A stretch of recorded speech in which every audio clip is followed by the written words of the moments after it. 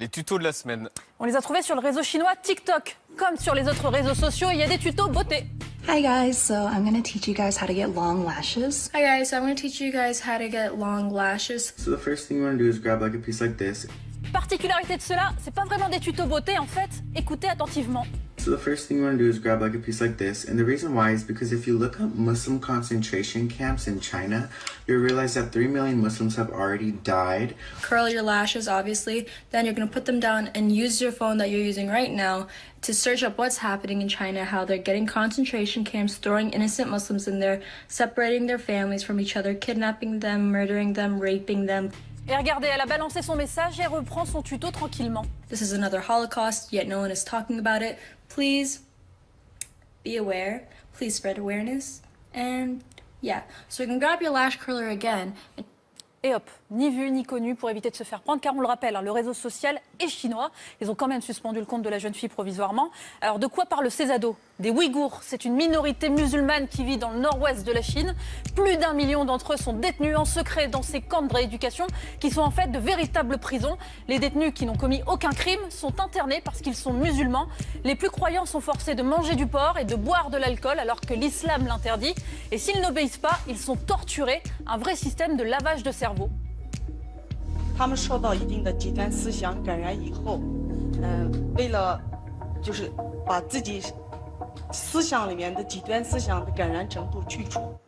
La Chine parle, elle, de centres de formation professionnelle destinés à lutter contre la radicalisation islamiste. Une liberté de façade, car à chaque instant, ces hommes et femmes peuvent être enlevés, arrêtés. Nous sommes à l'ouest de la Chine, où vivent près de 12 millions de Ouïghours. Cette minorité musulmane subit une répression permanente du pouvoir central chinois, intimidation, menaces de mort ou emprisonnement. Alors des milliers d'entre eux fuient le pays.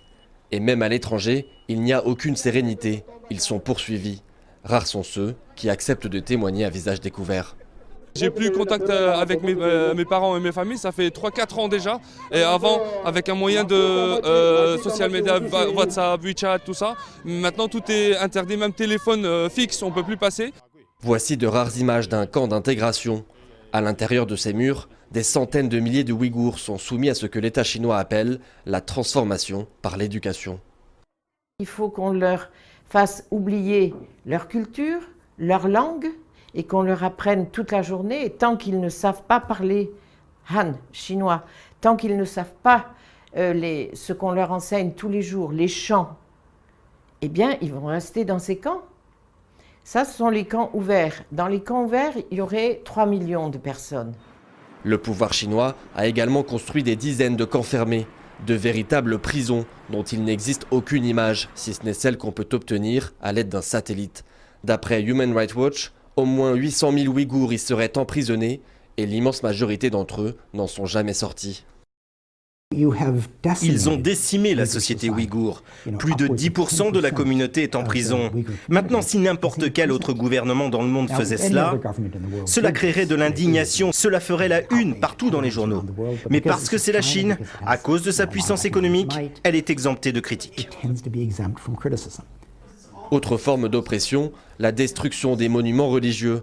Sur cette image, on peut apercevoir la mosquée Kéria en novembre 2017, et voici le même endroit, quelques mois plus tard. L'édifice vieux de 800 ans a complètement disparu. Xi Jinping, le président chinois, a toujours nié les accusations de répression envers la communauté ouïghour. Pour lui, c'est une lutte contre le terrorisme et l'extrémisme.